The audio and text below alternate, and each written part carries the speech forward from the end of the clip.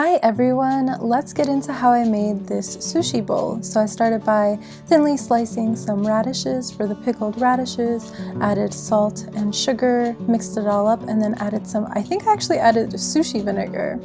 I don't know why I did that, but yeah, I waited about 15 minutes and then it should be ready.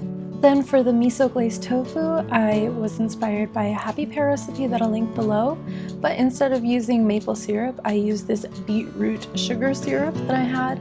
So I just fried up the tofu on both sides, then cooked it again on both sides with the glaze, and you get these really nice miso glazed tofu patties that I just cut up for the bowls.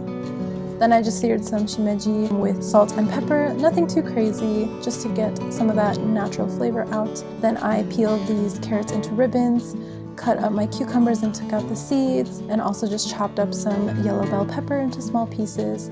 Have some shredded nori ready along with some sesame seeds, and now let us assemble the bowls. So I have some sushi rice at the bottom, and then I just add all of that delicious goodness to the bowl. So I also used this Happy Pear technique for rolling up the little carrot ribbons into these nice, almost flower-like arrangements. I don't know, I just think it's pretty. Why not?